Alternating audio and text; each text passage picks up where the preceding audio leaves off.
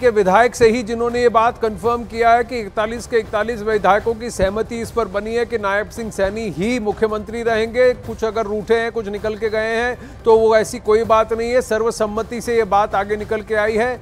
कोई deputy CM होगा कि नहीं, उप मुख्यमंत्री होगा कि नहीं, अभी तक इस पर फैसला नहीं है। आज शाम को 5 बजे नायब सिंह सैनी वहां पर हरियाणा में चंडीगढ़ में शपथ ग्रहण करेंगे। यतेंद्र हमारे साथ हैं। तो सर्वसम्मति से बनी है, लेकिन सेंट्रल पर्यवेक्षक वहां पहुंचे हैं, सेंट्रल कमांड से कुछ निर्देश आए हैं और उसी का पालन किया गया है। लेकिन 24 घंटे नहीं हुए यतेंद्र, जब प्रधानमंत्री नरेंद्र मोदी ने मनोहर लाल खट्टर की जमकर तारीफ की थी। द्वारका एक्सप्रेसवे के खुलने के बाद उस भाग का जो कि गुरुग्राम का पक्ष है, हरियाणा पे आता है, उन्होंने मनोहर लाल खट्टर को कर्मठ मुख्यमंत्री बताया था।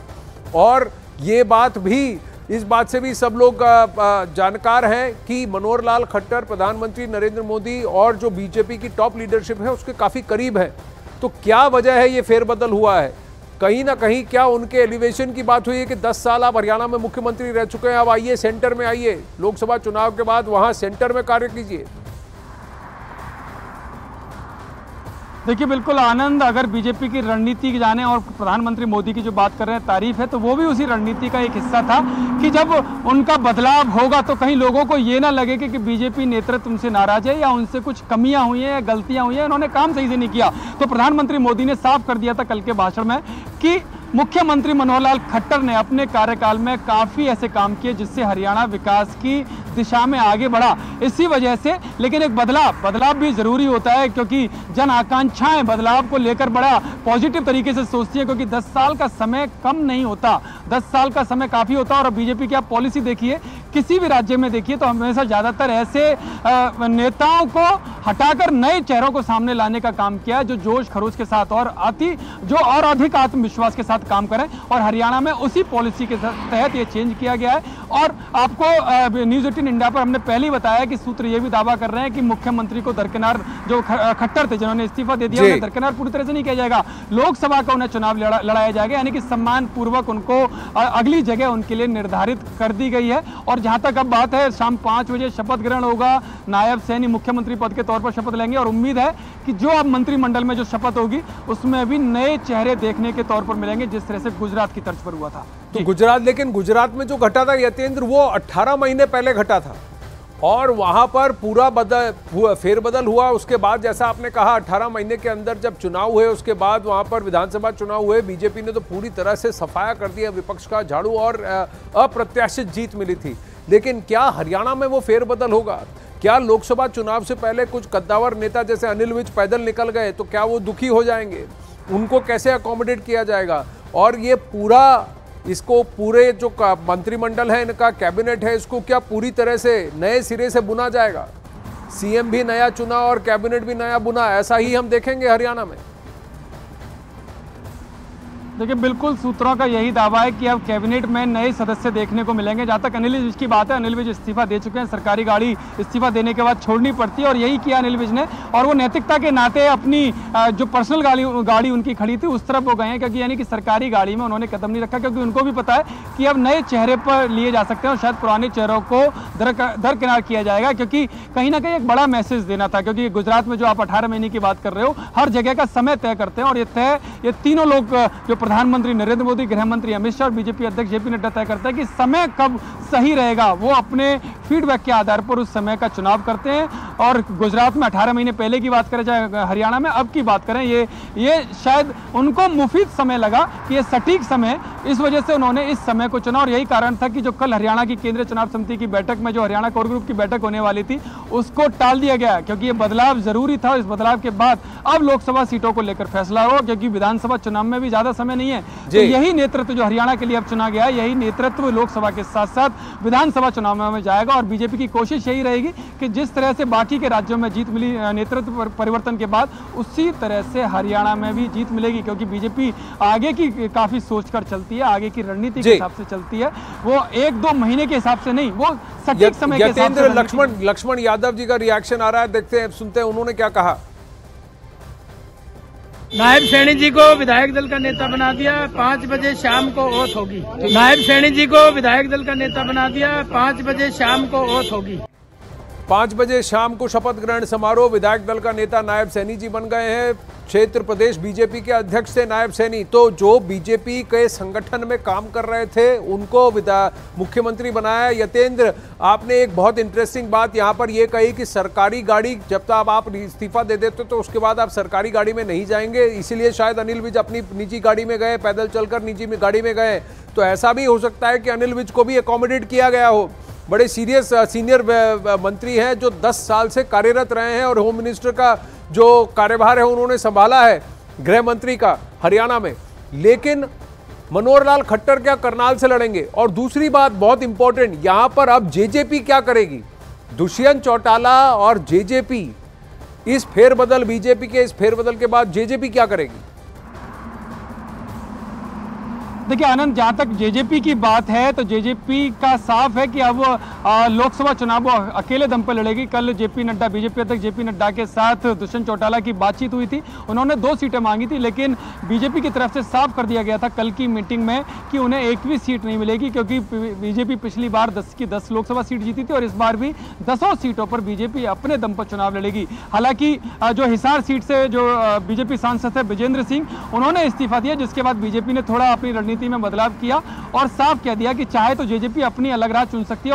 और बीजेपी को अंदेशा था कि जब जेजेपी को एक भी लोकसभा सीट नहीं दी जाएंगी तो वो गठबंधन से अलग हो सकती है और ऐसे में हरियाणा राज्य सरकार में कहीं खतरा उत्पन्न ना हो, तो इसकी वजह से उन्होंने जेजेपी के विधायकों से संपर्क किया और कई सारे बीजेपी के विधायक अब बीजेपी के संपर्क में, यानी कि जेजेपी में भी 2 फाड़ हो चुका है। यानी कि जेजेपी जो 10 विधायकों के साथ थी वो 4 से 5 विधायकों तक रह गई है। दिल्ली में विधायक दल की बैठक जेजेपी ने बुलाई थी, लेकिन उसमें 4 से 5 विधायक ही पहुंचे हैं, बाकी के 5 विधायक चंडीगढ़ में बीजेपी के साथ हैं। यानी कि जो राज्य में जो विधानसभा का गणित है उसमें बीजेपी को कोई भी खतरा नहीं है अपनी इस रणनीति के चलते।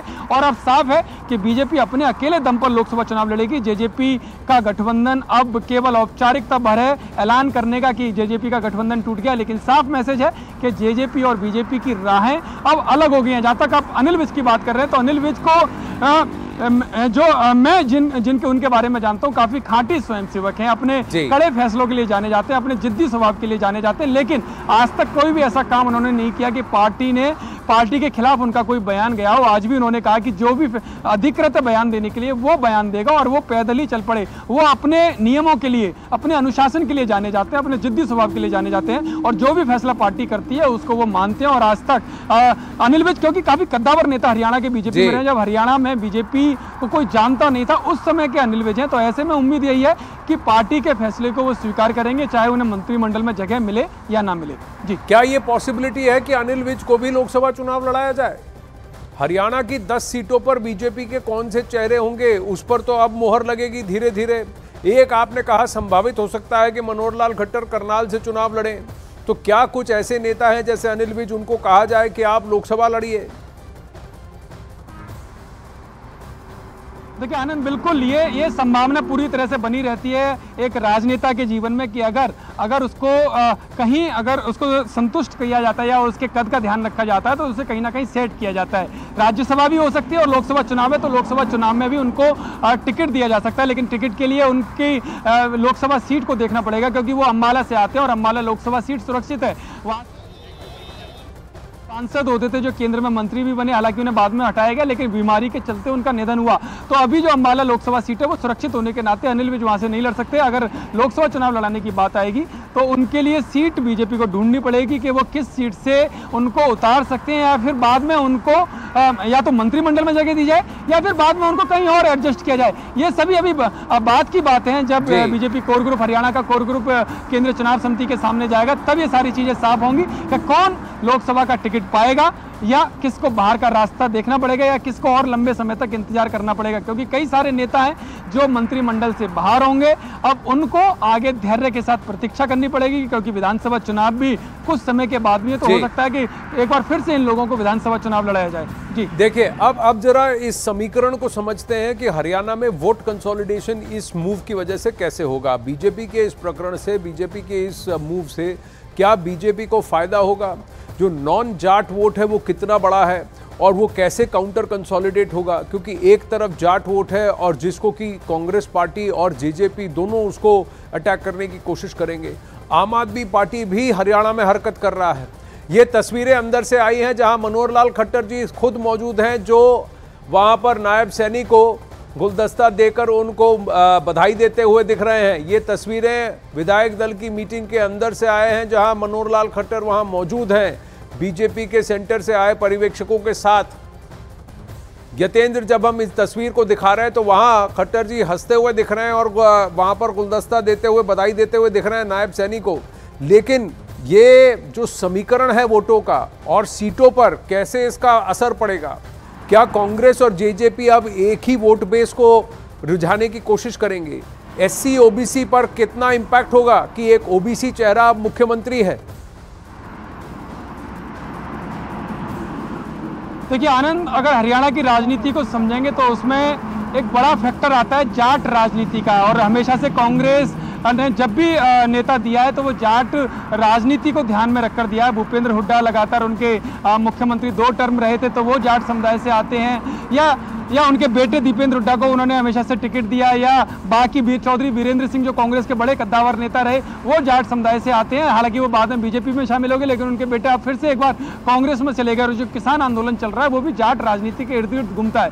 जब बीजेपी की पहली बार हरियाणा में सरकार आई तो जाट वर्सेज अदर जाट की चुनावी लड़ाई देखने को मिली और उसका फायदा बीजेपी को साफ तौर पर हुआ, क्योंकि जाट जहां कांग्रेस इनेलो और इनेलो के साथ था, इनेलो के बाद में 2 फाड़ हुए, जेजेपी और इनेलो अलग अलग हुए, लेकिन जाट हमेशा इन्हीं पार्टियों के आसपास घूमता रहा और बीजेपी को इसका फायदा हुआ कि नॉन जाट वोट एक साथ बीजेपी के खाते में गया। हालांकि पिछली बार के चुनाव में मुख्यमंत्री मनोहर लाल खट्टर के नेतृत्व में चुनाव हुआ, लेकिन कुछ पंजाबी वोट बैंक की वजह से जो नाराजगी थी अदर वोट बैंक में, वो थोड़ा सा खिसका, जिसका नतीजा हुआ कि जेजेपी की बैसाखी बीजेपी को लेनी पड़ी। लेकिन इस बार वो बैसाखी ना लेनी पड़े, इसी वजह से ओबीसी वोट बैंक का ध्रुवीकरण करने के लिए, एकजुट करने के लिए ये दाव बीजेपी ने खेला है। और यही कारण है कि नायब सैनी जो एक बड़े नेता ओबीसी समुदाय के माने जाते हैं, और केवल ओबीसी समुदाय के नहीं, बीजेपी के संगठन के भी खाटी कार्यकर्ता माने जाते हैं, जो निचले स्तर से ऊपर तक बढ़े हैं, उनके ऊपर दाव खेला। क्योंकि बेदाग छवि नायब सैनी की भी मानी जाती है, बड़ा सरल स्वभाव के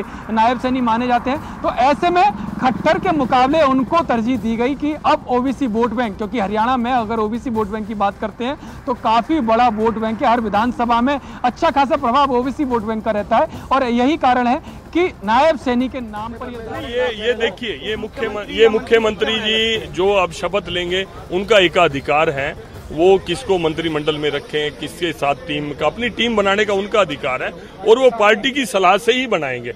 ये एक सेकंड स्टेप है। अभी पहला स्टेप ये था, विधायक दल की बैठक हुई जो आपके सामने। आपका भी नाम चल रहा है, नई जिम्मेवारी आपको दी जा रही है, क्या है? नहीं, मेरे से अभी तक इस बारे में, मैं ईमानदारी से कह रहा हूँ, आप मेरे भाई हो, मेरे से अभी तक इस बारे में कोई चर्चा नहीं। मुझे केवल इतना ही मैसेज था कि आप चंडीगढ़ पहुंचे और मैं उस नाते से अभी मैं वहाँ पे शपथ ग्रहण समारोह है, उसके नाते से मैंने कुछ कार्यकर्ताओं को फोन किया। 10 की 10 जीतेंगे, पिछली बार भी जीती थी। 10 की 10 आज पूरा देश राममय है। आज मोदी जी ने इस देश को इतना ताकतवर देश बनाया और कहां तक लेके गए। जैसे मनोहर लाल जी ने प्रदेश के अंदर काम, एक एग्जांपल सेट, अगर मेरे को उनके सवाल का जवाब देने देंगे तो मैं आपका शुक्रिया। हाँ बिल्कुल। तो मुझे लगता है मनोहर लाल जी ने जिस तरह स्टेट को आज पूरे हिंदुस्तान के अग्रणी स्टेटों में बना दिया और मोदी जी ने जिस तरह देश को पूरी दुनिया के अंदर सर्वश्रेष्ठ देश बनाने की ओर है, और मैं समझता हूं कि 10 की 10 सीटें भारतीय जनता पार्टी ही जीतेगी। तो फिर नहीं, फेर बदल को आप लोकसभा चुनाव के साथ, विधानसभा चुनाव के साथ, मतलब लीडर उसके साथ जोड़ के मत देखिए। पार्टी किस समय क्या करती है। अभी आप सुनिए कि मध्य प्रदेश के अंदर हमारे मुख्यमंत्री मोहन यादव जी राजस्थान में बने, जिन नामों की आप चर्चा कर रहे थे, जिन नामों की मीडिया चर्चा कर रहे थे, वो नहीं बने, दूसरे बने। तो ये मैं समझता हूँ संगठन की राय मशवरा और वहाँ के विधायक दल का फैसला रहता है। हाँ जी, नाम सीएम पद की रेस में था, सुबह से चल रहा है संजय भाटिया। देखिए, मैंने पढ़ा सोशल मीडिया में आप सब भाइयों के माध्यम से मुझे पता चला कि मेरा भी नाम चल रहा है।